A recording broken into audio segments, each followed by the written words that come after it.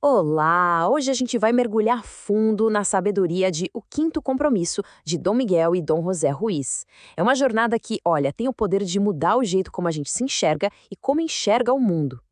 O livro já começa com uma ideia forte, sabe? Daquelas que pegam a gente de jeito. A de que desde que a gente nasce, a nossa verdadeira essência é de certa forma domada ou domesticada pela sociedade à nossa volta.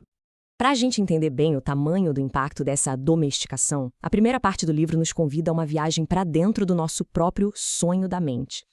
É só a gente lembrar de como era na infância. Selvagens, livres, totalmente no presente, explorando tudo com uma curiosidade enorme e sem ficar se julgando. Mas aí, com esse processo de domesticação, a chave vira. A gente aprende a correr atrás de uma perfeição que simplesmente não existe. E isso acaba levando a uma vida inteira de autocrítica, daquele sentimento de que nunca somos bons o bastante. E como que isso acontece? Bem, esse processo vai instalando um monte de crenças na nossa mente. E não é porque a gente escolheu, mas sim porque fomos condicionados a aceitar tudo isso para ganhar afeto e não sermos rejeitados. E qual o resultado disso tudo? Sabe aquela vozinha que não para de falar na nossa cabeça?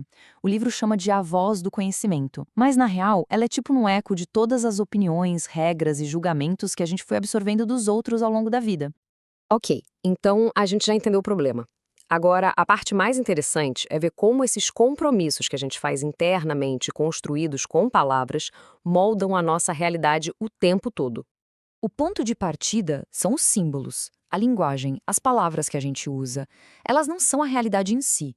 Elas são mais como ferramentas que usamos para criar um mapa dessa realidade. E é esse mapa que guia toda a nossa percepção.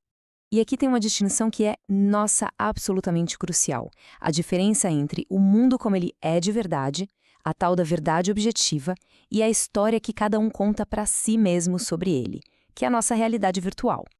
Essa nossa história pessoal é o que o livro chama de sonho.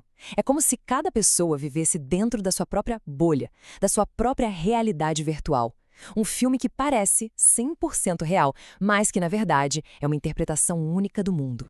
Então, é aqui que vem a parte mais legal, a mais libertadora de todas. Se fomos nós que construímos essa prisão de crenças, isso quer dizer que nós também temos o poder de desmontá-la. E o livro nos dá as chaves, começando com 3 ferramentas que são essenciais. Esses são os 3 primeiros dos famosos compromissos toltecas. Eles funcionam como um guia prático mesmo para a gente desprogramar a nossa domesticação e pegar de volta o nosso poder pessoal. A primeira ferramenta, seja impecável com a sua palavra, é basicamente o antídoto direto para aquela voz do auto-julgamento. É o compromisso de parar de usar a nossa própria energia, as nossas palavras, contra nós mesmos. Para explicar a segunda ferramenta, o livro usa uma analogia que é, sério, genial. A vida é como um cinema gigante, onde cada pessoa é a estrela do seu próprio filme. Quando alguém tem uma opinião sobre a gente, seja ela boa ou ruim, essa pessoa não está falando sobre quem nós somos de verdade. Ela está, na verdade, reagindo ao personagem que nós representamos no filme dela. A pessoa está descrevendo um personagem que só existe na mente dela. E quando essa ficha cai, o que os outros pensam perde aquele poder de nos machucar. É por isso que o segundo compromisso é: não leve nada para o lado pessoal. E a terceira ferramenta? Essa mexe com as ficções que a gente cria. Para explicar o compromisso "não faça suposições", o livro nos faz lembrar de uma experiência de infância que, olha, quase todo mundo já teve. É só pensar no Papai Noel. Para muitas crianças, ele é um símbolo super real, uma verdade na qual se investe toda a fé e a emoção. A dor que talvez a gente tenha sentido ao descobrir a verdade, aquele sentimento de injustiça. O livro mostra que é exatamente isso que fazemos com a gente mesmo todos os dias, quando acreditamos nas nossas próprias suposições como se fossem a mais pura verdade. E essa percepção toda nos leva direto para a conclusão transformadora do livro. A ideia de que nós não somos vítimas da nossa programação, mas sim os artistas da nossa própria vida. Essa sabedoria toda vem dos toltecas, uma tradição antiga do México, e olha que interessante, a própria palavra tolteca significa artista. Eles não se viam como pecadores ou vítimas, mas sim como artistas do espírito. Isso nos presenteia com uma metáfora que é linda demais. As nossas palavras, os nossos compromissos são o pincel, e a nossa vida é a tela em branco.